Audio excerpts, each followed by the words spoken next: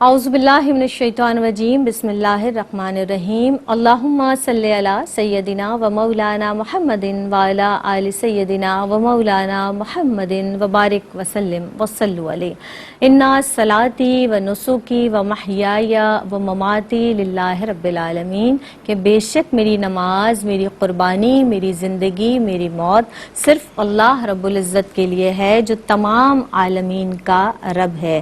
السلام علیکم ورحمۃ اللہ وبرکاتہ۔ آپ کے پسندیدہ پروگرام میری پہچان کے ساتھ حاضر خدمت ہیں۔ جناب، جب اللہ رب العزت نے حضرت آدم علیہ السلام اور حضرت حوا علیہ السلام کو اس دنیا میں بھیجا، یعنی جب آدم علیہ السلام اور حوا علیہ السلام اس دنیا میں تشریف لاتے ہیں اور نسل انسانی جیسے جیسے آگے بڑھتی ہے تو پھر اس کے ساتھ ساتھ جو باہم ظلم ہے اس کا بھی آغاز ہو جاتا ہے، یعنی کہ لوگوں کے رویوں میں تبدیلی آنا شروع ہوتی ہے اور لوگ ایک دوسرے کی حق تلفی بھی کرنا شروع ہو جاتے ہیں۔ پھر اللہ رب العزت نے قرآن مجید فرقان حمید میں احکامات جاری فرمائے اور اللہ تعالیٰ نے ظلم سے بچنے کا حکم دیا، ظلم سے اجتناب کرنے کا حکم دیا۔ اور جب ہم سورہ نساء کا مطالعہ کرتے ہیں تو اس کے ابتدائی آیات میں ہی ہمیں یہ معلوم ہوتا ہے کہ پروردگار عالم نے ہمیں اعمال صالح بجا لانے کا حکم عطا فرمایا ہے، اور اس کے ساتھ ساتھ جا بجا قرآن مجید فرقان حمید میں اللہ رب العزت نے ارشاد فرمایا کہ اللہ سے ڈرو اور رشتوں کا لحاظ رکھو۔ اللہ رب العزت نے ایک جگہ اور ارشاد فرمایا کہ رشتہ داری توڑنے کے معاملے میں اللہ سے ڈرو۔ تو پروردگار عالم جو غفور الرحیم ہے وہ ارشاد فرما رہا ہے کہ ظلم سے بچنا ہے، اور ظلم کی جو بدتر صورت ہے وہ قطع رحمی ہے، یعنی رشتوں کو توڑنا ہے۔ اور پروردگار عالم نے صلہ رحمی کا حکم دیا ہے۔ اسی طرح سیرت مبارکہ سے بھی ہمیں یہی سبق ملتا ہے اور قرآن مجید فرقان حمید سے بھی ہمیں یہی سبق ملتا ہے۔ آج اس تعلق سے انشاءاللہ تعالی ہماری جو مہمان شخصیات ہیں وہ کلام فرمائیں گی اور ہمیں تعلیم فرمائیں گی، یعنی آج کا ہمارا جو عنوان ہے جناب وہ ہے صلہ رحمی اور اس کے فوائد اور اثرات۔ اس تعلق سے جو مہمان شخصیات ہمیں تعلیم فرمائیں گی یقینی طور پر جنہیں آپ جانتے ہیں، پسند کرتے ہیں، ایک طویل عرصہ ماشاءاللہ کئی برس انہوں نے اپنی زندگی کے تعلیم اور تدریس کو دیے ہیں اور الحمدللہ اسی طرح سے علم کی ترسیل میں آج تک کوشاں ہیں۔ ہمارے ساتھ موجود ہیں پروفیسر ڈاکٹر ناہید ابرار صاحبہ، انہیں ویلکم کرتے ہیں۔ السلام علیکم ورحمۃ اللہ وبرکاتہ۔ وعلیکم السلام زینب۔ کیسی ہیں ڈاکٹر صاحبہ؟ جی اللہ کا احسان ہے۔ ان کے ساتھ جو اگلی نشست پر شخصیت تشریف رکھتی ہیں ماشاءاللہ ان کا بھی ایک جدا گانا انداز ہے اور بہت ہی محنت کے ساتھ انہوں نے ARYQTV پر اپنی جگہ بنائی ہے۔ سعدیہ سعید میری مراد ہے، ان کو بھی ویلکم کرتے ہیں۔ السلام علیکم ورحمۃ اللہ وبرکاتہ۔ وعلیکم السلام ورحمۃ اللہ۔ کیسی ہیں سعدیہ؟ ٹھیک ٹھاک ہیں الحمدللہ۔ ڈاکٹر صاحبہ، آج کا جو ہمارا عنوان ہے جیسا کہ میں نے اپنے ناظرین کے بھی گوش گزار کیا، صلہ رحمی اور اس کے اثرات، فوائد، اس تعلق سے انشاءاللہ تعالی ہم گفتگو کریں گے۔ سب سے پہلے آغاز کر لیتے ہیں کہ صلہ رحمی سے مراد کیا ہے؟ آپ یہاں سے آغاز کیجئے گا اور اس کے ساتھ ساتھ قرآن مجید فرقان حمید میں اس تعلق سے کیا احکامات نازل ہوئے ہیں یہ بھی فرمائیے گا۔ اعوذ باللہ من الشیطان الرجیم، بسم اللہ الرحمن الرحیم۔ اولاد، والدین، بہن بھائیوں کے بعد رشتہ داروں کے حقوق ادا کرنا اور ان کے ساتھ حسن سلوک سے پیش آنا صلہ رحمی کہلاتا ہے۔ قرآن پاک میں تقریباً 9 مقامات پر اللہ تعالیٰ نے رشتہ داروں کے حقوق ادا کرنے اور ان کے ساتھ حسن سلوک سے پیش آنے کی تلقین فرمائی ہے۔ قرآن پاک میں اللہ تعالیٰ ارشاد فرماتا ہے کہ اور اللہ کے رشتہ داروں کے حقوق کی نگہداشت کرو۔ قرآن پاک میں اللہ تعالیٰ ارشاد فرماتا ہے کہ اللہ تعالیٰ عدل و احسان اور رشتہ داروں کو دینے کا حکم دیتا ہے۔ ایک شخص نبی کریم صلی اللہ علیہ وسلم کی خدمت میں حاضر ہوا کہ نہیں یا رسول اللہ، مجھے کوئی ایسا عمل بتائیے کہ میں جنت میں داخل ہوں اور دوزخ سے دور رہوں۔ تو نبی کریم صلی اللہ علیہ وسلم نے ارشاد فرمایا کہ اللہ کی عبادت کرو، اس کے ساتھ کسی کو شریک نہ کرو، نماز قائم کرو اور رشتہ داروں کے حقوق ادا کرو۔ نبی کریم صلی اللہ علیہ وسلم نے ارشاد فرمایا کہ جو شخص چاہتا ہے کہ اس کے رزق میں برکت ہو، اس کی عمر بڑھے، بری موت سے بچے، اس کی دعا قبول ہو، تو اس کو چاہیے کہ لوگوں کے ساتھ وہ حسن سلوک کرے، رشتہ داروں کے ساتھ اچھا رویہ رکھے۔ رشتہ قرابت میں اللہ تعالیٰ نے اپنی رحمت، برکت اور ودیت کرتی ہے۔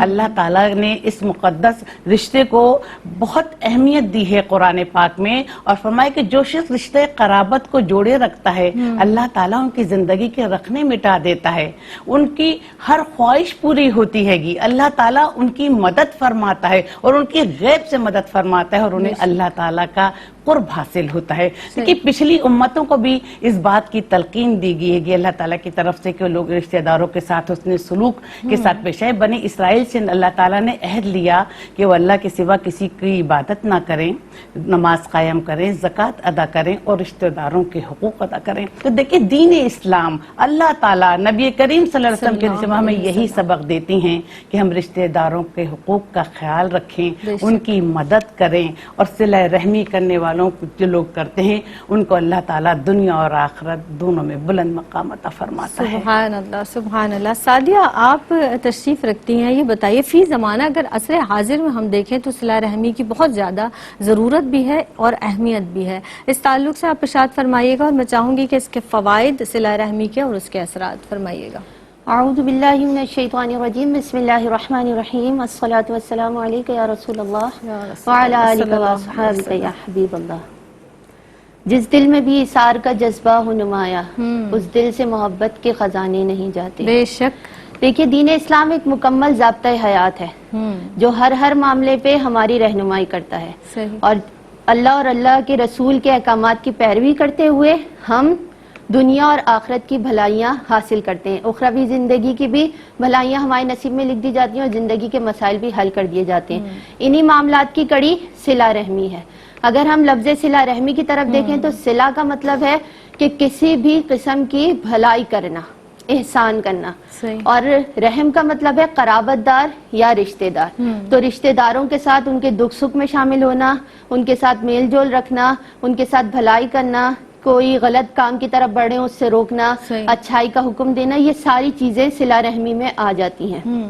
اب اگر ہم دیکھیں تو صلہ رحمی کی اہمیت کا اندازہ ہمیں اس بات سے ہو جاتا ہے کہ اللہ رب العزت نے قرآن پاک میں جہاں جہاں تقوی کا ذکر کیا وہاں وہاں صلہ رحمی کا ذکر بھی فرمایا ہے۔ اور پھر مفتی احمد یار خان نعیمی علیہ رحمہ بیان کرتے ہیں کہ ہر مسلمان کے لیے جس طرح لازمی ہے نماز، روزہ، حج، زکوٰۃ وغیرہ، بالکل اسی طرح لازمی ہے کہ وہ اپنے قرابت داروں سے صلہ رحمی کا معاملہ کرے۔ تو آپ یہ دیکھیے کہ صلہ رحمی اتنا خوبصورت عمل ہے جو ہمیں سیرت مبارکہ سے واضح طور پر پتہ چلتا ہے۔ عصر حاضر کی طرف اگر ہم دیکھیں، عصر حاضر میں ہر مقام پہ صلہ رحمی ضروری ہے۔ آپ یہ دیکھیں آقا علیہ الصلوۃ والسلام کی حدیث مبارکہ سے ہمیں پتہ چلتا ہے کہ اگر ہم عام صدقہ کریں اور کسی کو بھی دیں تو وہ صدقے کا اجر ہے، لیکن اگر ہم اپنے رشتہ داروں کی طرف انہیں دیکھ کر دیں تو دگنا اجر ہے، ایک صدقہ کرنے کا، دوسرا صلہ رحمی کرنے کا۔ تو آپ یہ دیکھیے کہ تعلیمات مصطفیٰ بتاتی ہیں کہ ہمیں یہ نہیں پتا کہ ہم اگر کسی کو غیر کو دے رہے ہیں تو وہ مستحق ہے یا وہ کس معاملے میں ان پیسوں کو یا ان چیزوں کو خرچ کرے، لیکن ہم اپنے قرابت داروں کو جانتے ہیں کہ وہ کتنا مستحق ہے اور اس کے کس معاملے میں مدد کی جا سکتی ہے۔ تو ضروری ہے کہ ہم اپنے رشتہ داروں میں ان لوگوں کو ڈھونڈیں، اگر نہیں بھی جانتے تو ان کو ڈھونڈیں اور ڈھونڈ کر ان کے ساتھ صلہ رحمی کا معاملہ کریں، کیونکہ سب سے پہلے آپ کے قرابت دار ہی آتے ہیں کہ جن کے ساتھ صلہ رحمی کرنے کا حکم ہے۔ اور آقا علیہ الصلوۃ والسلام کی روایات سے پتہ چلتا ہے کہ جتنی بار بھی کسی سائل نے آقا علیہ الصلوۃ والسلام سے سوال کیا کہ میرے حسن سلوک کا سب سے زیادہ حقدار کون ہے، تو آقا علیہ الصلوۃ والسلام نے فرمایا تمہاری ماں، پھر فرمایا تمہاری ماں، پھر فرمایا تمہاری ماں، بعد میں فرمایا تمہارے والد، اور پھر زیادہ قریبی اور پھر قریبی، یعنی پھر پے در پے درجہ و درجہ بتا دیا کہ کون حسن سلوک کا زیادہ حقدار ہے، یعنی کس سے سب سے زیادہ صلہ رحمی کا معاملہ کرو۔ اب اگر ہم آگے چلیں اور آگے چلتے ہوئے اگر ہم اس کے فوائد و ثمرات کی طرف چلیں تو اس سے پہلے میں یہ بھی بتاتی چلوں کہ دیکھیے صلہ رحمی کرنا گناہوں کا کفارہ ہے۔ آقا علیہ الصلوۃ والسلام کی بارگاہ میں ایک شخص حاضر ہوا اور اس نے عرضی پیش کی، یا رسول اللہ صلی اللہ علیہ وآلہ وسلم مجھ سے بہت بڑا گناہ ہو گیا۔ آقا علیہ الصلوۃ والسلام نے فرمایا تمہاری ماں حیات ہے؟ اس نے کہا کہ نہیں آقا علیہ الصلوۃ والسلام میری ماں نہیں۔ آقا علیہ الصلوۃ والسلام نے فرمایا تمہاری خالہ موجود ہے؟ کہا جی میری خالہ موجود ہیں، کہا ان کے ساتھ جا کے حسن سلوک کرو. تو کتنا بڑا معاملہ ہے کہ ہم آج دین اسلام کی تعلیمات سے دور ہو گئے، ہم نے صلہ رحمی کرنا چھوڑ دی ہے. اس وجہ سے آج ہم اگر عصر حاضر میں دیکھیں تو رزق کی تلاش کے لیے پریشان ہم ہیں، برکت ہمارے پاس ختم ہو گئی ہے، وقت کا ضیاع ہے ہمارے پاس، وقت میں سے برکت بالکل اٹھ گئی ہے کہ ہم وقت کو ضائع کر دیتے ہیں اور کہتے ہیں اس میں وقت میں برکت نہیں ہے. یہ ساری چیزیں ہم نے خود سے دور کر دی ہیں. اور معاملہ کیا ہے کہ اگر آج بھی ہم صلہ رحمی کی طرف آ جائیں تو اس کے ہم فوائد و ثمرات دیکھیں گے. تو سب سے پہلی بات یہ کہ عمر میں برکت اور رزق میں کشادگی ہوگی. آقا علیہ الصلوۃ والسلام نے فرمایا کہ جو شخص چاہتا ہے اس کے رزق میں کشادگی ہو، عمر میں برکت ہو، وہ صلہ رحمی کرے. پھر جنت کا حقدار بھی ہے وہ شخص. آقا علیہ الصلوۃ والسلام نے یہ بھی فرمایا کہ ایک صحابی نے آقا علیہ الصلوۃ والسلام سے عرض کیا، رسول اللہ صلی اللہ علیہ وسلم اللہ رب العزت کے نزدیک سب سے زیادہ نیک عمل کون سا ہے؟ تو آقا علیہ الصلوۃ والسلام نے فرمایا کہ اللہ کی عبادت کرنا. پھر عرض کی پھر کون سا؟ تو آقا علیہ الصلوۃ والسلام نے فرمایا صلہ رحمی کرنا. تو کتنا بڑا اجر و ثواب ہے. اور پھر سب سے بڑی بات کہ اس کا فائدہ کیا ہوتا ہے کہ دلوں سے کدورتیں دور ہو جاتی ہیں، محبتیں جب جگہ بنا لیتی ہیں تو ہم ایک معزز شخصیت کہلانے لگتے ہیں. جب ہم ایک معزز شخصیت بن جاتے ہیں تو پھر ہم سوچنے سمجھنے بولنے میں بھی ناپ تول سے بولتے ہیں اور اگلے کے دل میں جگہ بناتے ہیں ہم اپنے اخلاق کے ذریعے سے. تو جب ہم جگہ بنا لیتے ہیں تو اس کے فوائد جب ہمارے اندر پیدا ہو جاتے ہیں تو ثمرات کیا ملتے ہیں کہ ہمارا ایک معزز مقام بھی بن جاتا ہے اور پھر ہم سب میں اچھے جانے بھی جاتے ہیں، پہچانے بھی جاتے ہیں. اور معاشرے میں جب ہم اپنے گھر سے تربیت شروع کرتے ہیں تو ایک مستحکم خاندان بنتا ہے، معاشرہ بنتا ہے، محلہ تیار ہوتا ہے، ایک بستی بنتی ہے، بنتے بنتے پورا ایک بڑا معاشرہ تیار ہو کر ہمارے سامنے آ جاتا ہے. سبحان اللہ سبحان اللہ. بہت عمدگی سے آپ نے صلہ رحمی کے فوائد بھی اور اس کے اثرات بیان فرمائے. ایک وقفے پر جناب ہمیں جانا ہے، حاضر ہوتے ہیں اس مختصر سے وقفے کے. السلام علیکم ورحمۃ اللہ وبرکاتہ. آپ دیکھ رہے ہیں پروگرام میری پہچان. میری پہچان میں ایک مرتبہ پھر آپ سب کا خیر مقدم ہے. آج کا عنوان ہے جناب صلہ رحمی، اس کے فوائد و اثرات.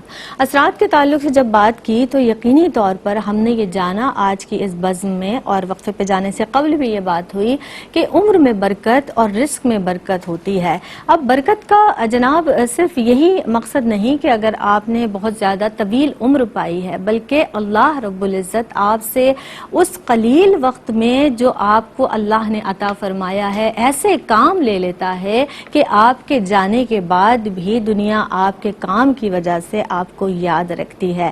صلہ رحمی کے تعلق سے آج گفتگو کی جا رہی ہے. ڈاکٹر ناہید ابرار صاحبہ تشریف رکھتی ہیں اور سعدیہ سعید.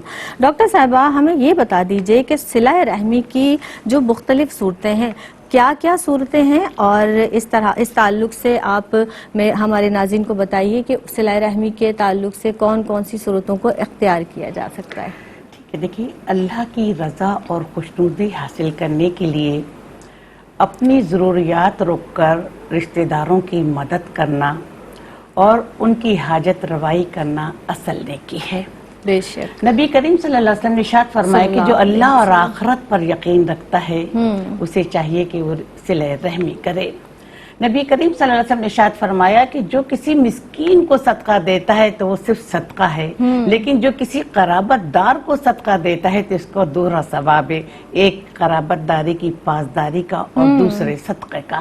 نبی کریم صلی اللہ علیہ وسلم نے ارشاد فرمایا کہ جو اہل غربہ کی مدد کرتا ہے اسے 1 درجے ثواب دیا جائے گا، اور جو قرابت داروں کی مدد کرتا ہے اسے 2 درجے ثواب دیا جائے گا، یعنی اسے دوہرا جو ہے وہ ثواب دیا جائے گا.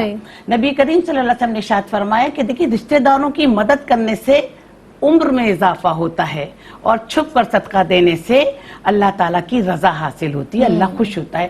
ہماری زندگی میں بہت سے معاملات ایسے ہیں کہ جن ہم چھوٹی چھوٹی نیکی کر کے لوگوں کے ساتھ یا رشتہ داروں کے ساتھ صلہ رحمی کے حق کو ادا کر سکتے ہیں. مثال کے طور پر اگر کوئی شخص پریشان ہے تو اس کی پریشانی دور کر کے، کوئی ضرورت مند ہے تو اس کی ضروریات پوری کر کے، کوئی بیمار ہے تو اس کی عیادت کر کے، اور کوئی اگر فوت ہو گیا ہے رشتہ داروں میں قریب میں یا دور میں تو اس کے جنازے میں شرکت کر کے، کوئی بیمار ہے تو اس کے گھر میں دوائیاں پہنچا کر، کوئی تعلیم سے محروم ہے تو اس کو کتابوں کی فراہمی ادا کر کے، اور اس کے ساتھ ہم اس کی فیس کی ادائیگی کر کر. نبی کریم صلی اللہ علیہ وسلم نے ارشاد فرمایا کہ میں تمہیں لوگوں ایک ایسا عمل بتاؤں جو نماز، روزے اور صدقے سے بڑھ کر ہے. تو لوگوں نے کہا یا رسول اللہ وہ کون سا عمل ہے؟ تو نبی کریم صلی اللہ علیہ وسلم نے ارشاد فرمایا کہ لوگوں کے درمیان صلح جوئی کرنا.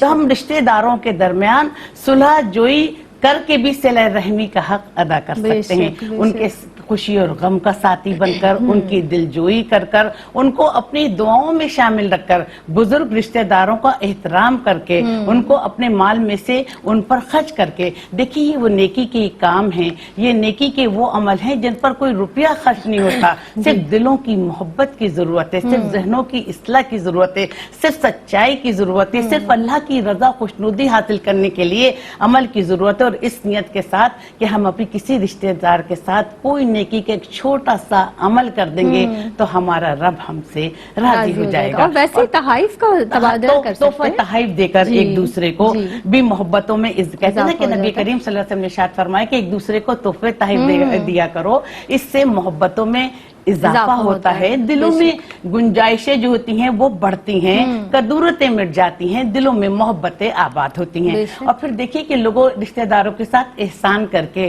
ان کی مالی مدد کر کے, نبی کریم صلی اللہ علیہ وسلم نے ارشاد فرمایا کہ نیکی کا آغاز اپنے اہل و عیال سے کرو, اور احسان جو ہے خوشگواری میں اضافہ کرتا ہے اور تلخیاں مٹاتا ہے.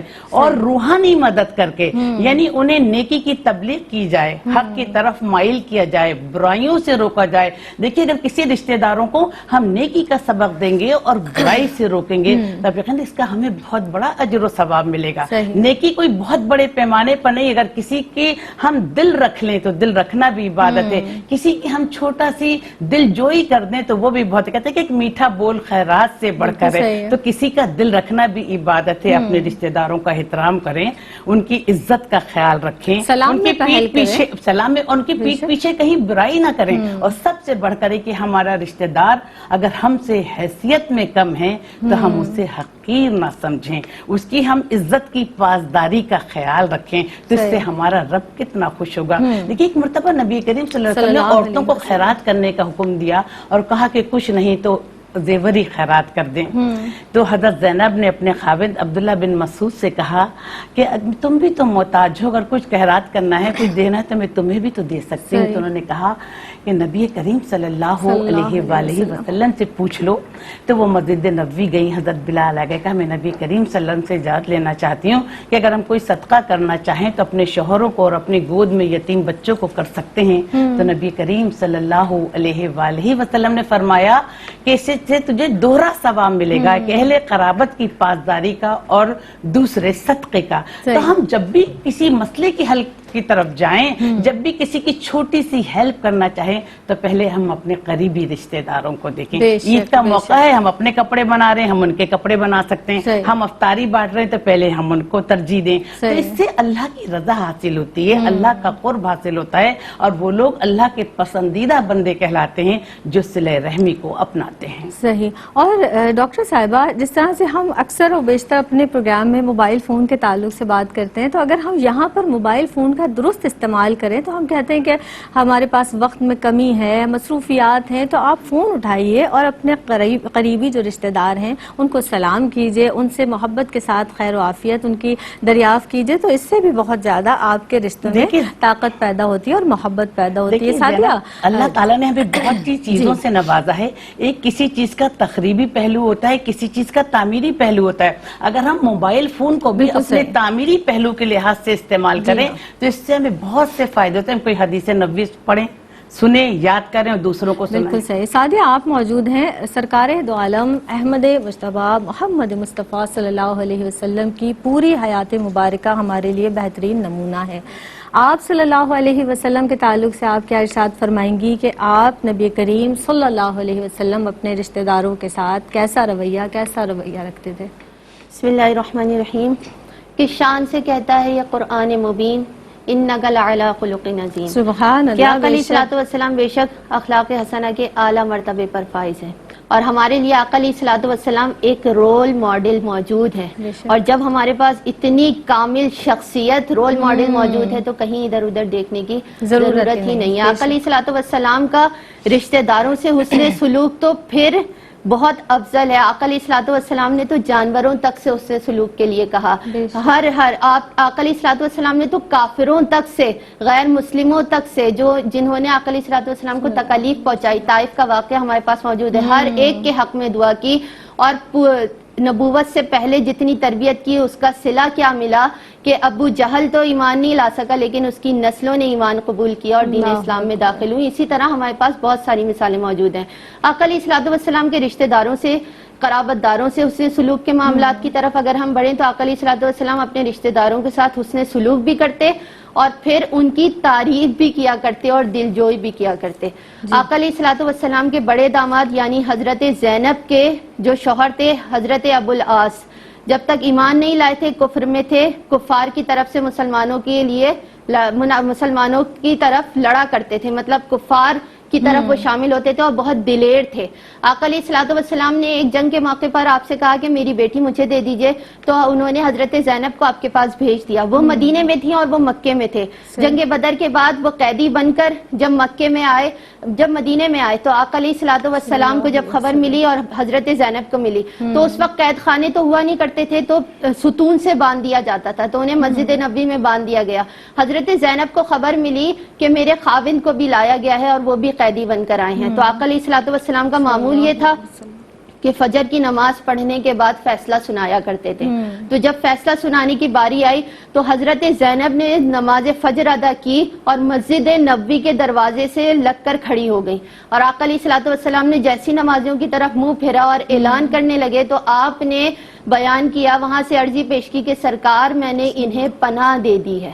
تو آقا علیہ الصلوۃ والسلام مسکرائے، کیونکہ یہ اسلامی معاشرے کا ایک اصول ہے کہ اگر دشمن کو پناہ دے دے کوئی عام شہری بھی تو وہ پناہ میں آ جایا کرتا ہے. تو حضرت زینب نے جب یہ کہا تو آقا علیہ الصلوۃ والسلام مسکرائے اور فرمایا جب آپ نے پناہ دے دی تو ہم نے بھی انہیں پناہ دے دی. تو حضرت ابو العاص اس کا فائدہ کیا ہوا، جب مکہ گئے تو وہاں جا کے اعلان کیا کہ کہیں تم یہ نہ سمجھو میں نے اسلام تو مدینے میں ہی قبول کر لیا تھا، لیکن تم یہ نہ سمجھتے کہ میں نے قتل کے ڈر سے یا سزا کے ڈر سے قبول کیا، تو میں یہاں آ کے پڑھتا ہوں اشہد ان لا الہ الا اللہ و اشہد ان محمد عبدہ و رسولہ، اور میں ایمان لاتا ہوں اب جس کا مجھ سے جو معاملہ ہے وہ حل کر لے تاکہ میں مدینے کی طرف جاؤں.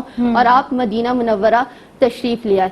پھر ایک اور موقع پر آقا علیہ الصلوۃ والسلام منبر پہ تشریف فرما تھے اور سرکار دو عالم صلی اللہ علیہ وآلہ وسلم نے بیان کیا کہ حضرت ابو العاص میرے وہ پیارے داماد ہیں کہ انہوں نے کبھی میری کسی بات کو رد نہیں کیا، جو وعدہ کیا اسے پورا کیا، میرے ہر معاملے کو انہوں نے سمجھا بھی اور اسے پورا بھی کیا. اس طرح آقا علیہ الصلوۃ والسلام نے ان کی تعریف بھی کی.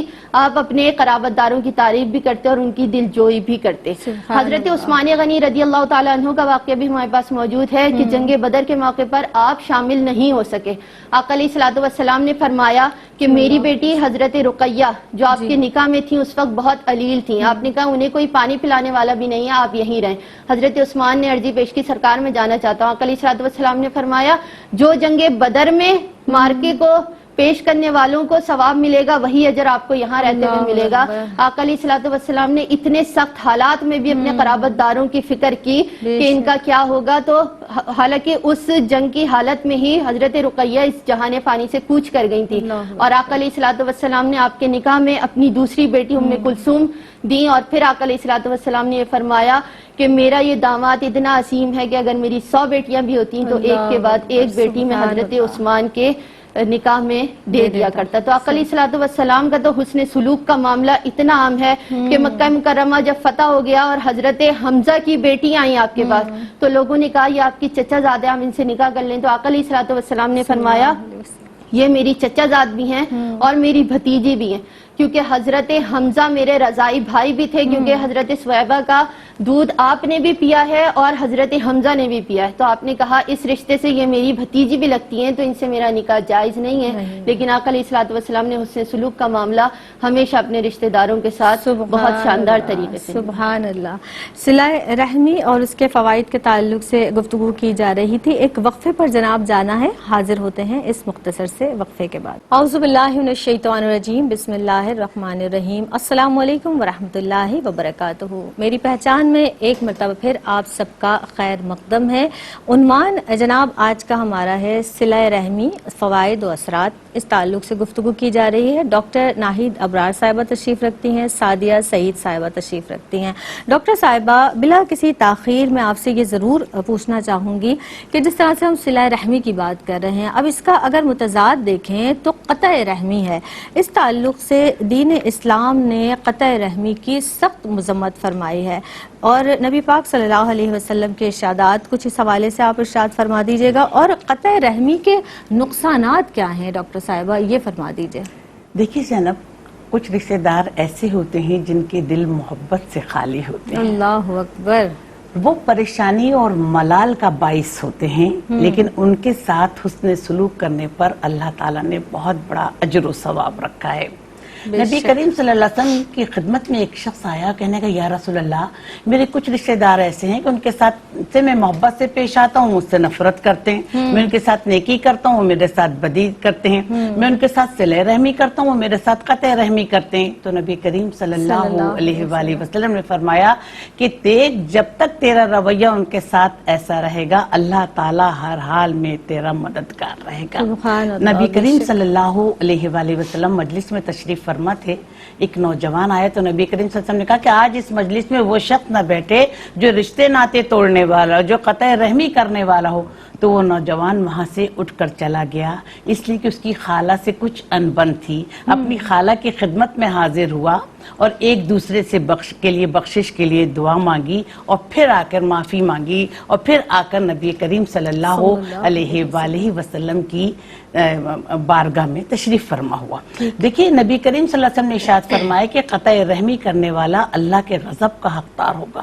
نبی کریم صلی اللہ علیہ وسلم نے ارشاد فرمایا کہ قطع رحمی کرنے والا جنت میں داخل نہیں ہوگا۔ قطع رحمی کرنے والے کا کوئی عمل، کوئی عبادت، کوئی دعا اللہ تعالیٰ کی بارگاہ میں قبول نہیں ہوتی، اور اللہ اس قوم پر اپنی رحمت نازل نہیں فرماتا جس میں لوگ قطع رحمی کرنے والے ہوں، اپنے رشتہ داروں کو بھولنے والے ہوں، ان کے حقوق ادا نہ کرنے والے ہوں، ان کے ساتھ حسن سلوک سے نہ پیش آتے ہوں۔ دیکھیے اللہ تعالیٰ فرماتا ہے کہ میرا نام اللہ ہے، میرا نام رحمان رحیم کو میں نے اس سے مشقق کیا ہے، جو اس کو ملائے گا تو میں اسے ملاؤں گا، اور جو اسے توڑے گا تو میں اس کو علیحدہ کر دوں گا۔ ہر پیر و جمعرات کو لوگوں کے اعمال نامے اللہ تعالیٰ کی بارگاہ میں پیش کیے جاتے ہیں۔ اللہ تعالیٰ سب کو معاف فرماتا ہے سوائے ان لوگوں کے جو قطع رحمی کرتے ہوں، جو اپنے رشتہ داروں کے حسن سلوک سے نہ پیش آتے ہوں، رشتہ داروں کے ساتھ اچھا رویہ نہ رکھتے ہوں۔ دیکھیے شعبان کی 15ویں شب میں اللہ تعالیٰ لوگوں کو جہنم سے نجات دیں گے، جہنم کی آگ سے ہٹا دیں گے، لیکن سوائے 3 لوگوں کے، ایک وہ شخص جو کثرت شراب کا عادی ہو، دوسرا وہ شخص جو ماں باپ کا نافرما بردار ہو، اور تیسرا وہ شخص جو قطع رحمی کرنے والا ہو۔ تو قطع رحمی جو لوگ کرتے ہیں ان کی معاشرے میں بھی عزت نہیں ہوتی، نہ وہ دنیا میں سرخرو ہوتے نہ وہ آخرت میں سرخرو ہوں گے۔ لوگ ان کو عزت کی نگاہ سے نہیں دیکھتے کہ ارے چھوڑو، یہ شخص تو کسی سے ملنا ہی نہیں چاہتا، یہ شخص تو کبھی کسی کے کام ہی نہیں آتا۔ آپ دیکھیں نا کہ اگر کچھ رشتہ دار ایسے ہوتے ہیں کہ جن کے لوگ شام کے وقت کبھی جا نہیں سکتے، وہ مطلب کہ اپنی شادی میں بھی کسی کو بلاتے ہیں تو صرف پیسے والے لوگوں کو بلاتے ہیں، کمزور کو، غریب کو بالکل بھی نہیں پوچھتے۔ تو رشتہ داروں کے ساتھ سب سے پہلے حسن سلوک میں یہ بات آتی ہے کہ ہم اپنے غریب رشتہ داروں کو بھی پوچھیں، ان کے ساتھ قطع رحمی جیسے جذبات نہ رکھیں کہ ان کا دل دکھے، ان کی دل آزاری ہو، یا ان کے جذبات جو ہیں وہ مجروح ہوں۔ دیکھیے ابھی نبی کریم صلی اللہ علیہ وسلم کی حیات مبارکہ کا بھی ذکر آیا، جب حضرت خدیجہ کا وصال ہو گیا تو حضرت خدیجہ کے پہلے شوہر سے جو 2 لڑکے تھے، جب وہ نبی کریم صلی اللہ علیہ وسلم کی خدمت میں حاضر ہوئے تو آقا دو جہاں صلی اللہ علیہ وسلم نے تبسم فرمایا اور کہنے لگے میرے بیٹے آ گئے، میرے بچے آ گئے، میرا خالہ آ گیا، آؤ جلدی سے ان کے لیے کھانے کا اہتمام کیا جائے، ان کو تحفے تحائف دے کر رخصت کیا۔ تو دیکھیے آقا دو جہاں صلی اللہ علیہ وسلم کی حیات مبارکہ کا ایک ایک پہلو کہ اپنے زندگی میں ہمیشہ صلہ رحمی کو پسند فرمایا، لوگوں کو تعلیم دی کہ قطع رحمی نہ کریں، صلہ رحمی پیش کرنے کا۔ آپ کے سامنے سے ایک بوڑھی عورت آ رہی تھی تو نبی کریم صلی اللہ علیہ وسلم لوگوں کے ساتھ تشریف فرماتے فوراً اٹھ کر کھڑے ہو گئے احتراماً۔ تو لوگوں نے کہا کہ یا رسول اللہ یہ کون عورت ہے جو سامنے سے آ رہی ہے اور آپ احترام میں کھڑے گئے؟ تو کہنے کہ میری رضائی ماں ہیں جنہوں نے مجھے بچپن میں دودھ پلایا تھا۔ دیکھیے آج ہم کہتے ہیں کہ ہم مسائل کا شکار ہیں، اصل میں ہم رشتوں کی پاسداری کرنا بھول گئے ہیں، ہم رشتوں کا احترام کرنا بھول گئے ہیں۔ ہم اپنے بعض لوگوں کو گھر میں ایسے دیکھے کہ اپنے خالہ ماموں اگر غریب ہیں تو ملنا پسند نہیں کرتے، ملنا تو بہت دور کی بات ہے زینب، ان کو سلام کرنا بھی پسند نہیں کرتے۔ دیکھیے ہمارا اللہ کتنا ناراض ہوگا جب ہم اپنے رشتہ داروں سے کو سلام نہیں کریں گے، ان کے ہم خوشی اور غم کے ساتھی نہیں ہوں گے تو ہمارا اللہ بھی ہم سے ناراض ہوگا۔ ہم دنیا میں بھی बेइज्जती की जिंदगी गुजारेंगे और आखिरत में भी अल्लाह के गुनाह का मुर्तकिब होंगे। अल्लाहु अकबर। और एक और नुक्ता ये भी है कि हमारे जो रिश्तेदार हैं, भाई बहन हैं, खालाजाद हैं, चचाजाद हैं, जो बहन भाई और क़राबतदार हमारे, हम एहतियात बरतते नहीं हैं इन मामलात में कि अगर हमें किसी का कोई ऐब पता चल जाए तो हम दूसरों से बयान करते हैं। तो इन तमाम बातों का भी बहुत ज़्यादा ख्याल रखना चाहिए कि किसी की कोई बुराई, कोई ऐब पता चल जाए तो उस पर पर्दा पोशी करें और उसके ऐबों को हम छुपाने की कोशिश करें, तो ये ज़्यादा बेहतर है और इसी से हमारे ताल्लुकात भी मज़ीद बेहतर होंगे। सादिया, ये आप इरशाद फरमा दीजिए कि जिस तरह से अभी क़राबतदारों की बात हुई, बहुत से ताल्लुकात हम बहन भाइयों के या दीगर क़राबतदारों के ऐसे होते हैं कि इतनी नाचाकियाँ हो जाती हैं कि हमारे दिल में शदीद तकलीफ़ पहुँचती है उस ताल्लुक़ से, और यहाँ तक कि कभी कभी बहुत ज़्यादा नुकसान भी पहुँचता है। अब ये बात जब हमारे दिल में बहुत ज़्यादा रासिख हो जाती है तो हम उससे आगे ताल्लुक़ निभाने के मुतहम्मिल नहीं होते। इस ताल्लुक़ से मैं चाहूँगी कि आप फरमाइए, कुछ रहनुमाई फरमाइए कि हमें क्या करना चाहिए। जी, बिस्मिल्लाहिर्रहमानिर्रहीम।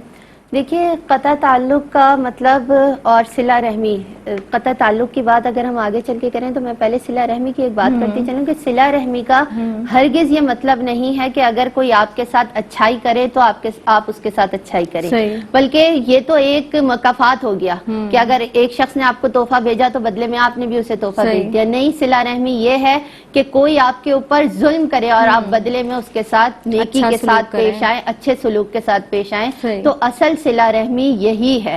आका अलैहिस्सलातु वस्सलाम ने फरमाया कि मफहूम हदीस है कि लोगों के पीछे दौड़ने में नहीं पड़ो, यानी अगर वो किसी के साथ अच्छाई करते हैं तो बदले में तुम भी अच्छाई करो, और वो जुल्म करते हैं तो बदले में तुम भी उनके साथ जुल्म करो। नहीं, बल्कि वो तुम्हारे साथ अच्छाई करते हैं, एहसान करते हैं, तुम एहसान करो, और अगर वो तुम्हारे साथ जुल्म करते हैं तो बदले में तुम उनके साथ जुल्म नहीं करो, बल्कि तुम तब भी एहसान का मामला करो। तो हुक्म दिया गया कि एहसान का मामला करो। अब क़राबतदारों के दरमियान अगर कोई भी ऐसा मामला पेश आ जाता है तो देखिए, अगर वो शख्स के जिसका कसूर है वो नहीं झुक रहा, तो जो बेकसूर है उसे चाहिए कि वो रब की रजा के लिए आका अलैहिस्सलातु वस्सलाम के अहकामात की पैरवी करते हुए माफी मांग ले। अगर वो माफी मांग लेगा तो जो कसूरवार है फिर उसका मामला रब के सुपुर्द हो गया, उसने माफी मांग कर बरीउ जिम्मा हो गया वो वहां से, कि उसने चाहा कि वो रिश्तों को जोड़े रखे। लेकिन जिस शख्स का कसूर था उसने नहीं चाहा कि रिश्ता जुड़े, तो उसने बेरुखी का मुजाहरा किया, तो अब उसका और उसका मामला खत्म होकर रब की अदालत में पहुंच गया है। तो कोशिश कीजिए कि कोई आपसे रिश्ता जोड़े तो आप वहां पर बस ये नियत कर लीजिए कि ये काम मैं रब की रजा के लिए कर रहा हूँ। तो जब अल्लाह की रजा के लिए कोई काम करते हैं तो उसमें बरकत भी मिलती है और उसमें फायदा भी मिलता है और रब की रजा भी शामिल होती है। हो सकता है उस शख्स का दिल आपकी गुफ्तगू से पिघल जाए, आपके नर्म रवैये से पिघल जाए, या इस अमल से पिघल जाए कि ये सही हक पर होते हुए भी मेरे आगे आ गया है और मुझसे माफी तलाफी कर रहा है। तो ये एक अच्छा पॉइंट ऑफ व्यू है कि आप उसको इस तरफ माइल कर लें। फिर आप ये देखिए कि अगर किसी से ताल्लुक खत्म करने की बात आ जाए तो सिर्फ एक ही सूरत है कि अगर कोई दीन से फिर गया हो या अगर कोई दीन की खुली मजम्मत करता हो, तो उस वक्त है कि उस शख्स से कता ताल्लुक कर लिया जाए कि वो दीन इस्लाम के अहकामात से दूर कर रहा है। या अगर कोई शख्स फासिक व फाजिर है और आपको ये पता है कि इसका असर मेरे घराने पर किसी ना किसी तरह आ जाएगा या मेरे बच्चे या मेरे घर वाले इसमें मुब्तला होंगे, तब कता ताल्लुकी का हुक्म है कि आप कता ताल्लुक कर लें। या कोई ऐसा शर पसंद हो कि जिसका पता हो कि वो आपका जानी दुश्मन है। एक तो यह है कि बिला वजह में कहता रहे मैं इसे मार दूंगा, वो बात नहीं मानी जाएगी। लेकिन हाँ, बाकायदा वो एक पूरा प्लान तैयार करके उसके सामने आता है कि अब मैं इसकी जान ले लूंगा या किसी भी किस्म का नुकसान पहुंचाऊंगा, फिर ये सूरत निकलती है कि कता ताल्लुक कर लिया जाए। लेकिन वैसे अल्लाह रब्बुल इज्जत का हुक्म है, आका अलैहिस्सलातु वस्सलाम की तालीमात है कि कता ताल्लुक किसी सूरत भी मुमकिन नहीं है। जिस हद तक हो सके रिश्तों को निभाया जाए और उनकी तरफ देखा जाए, उनकी मदद की जाए। बस मैं आखिर में इतनी बात कहना चाहूंगी कि प्यार से बढ़कर जहां में रोशनी कोई नहीं, पी गए ये रोशनी तो आईना हो जाओगे।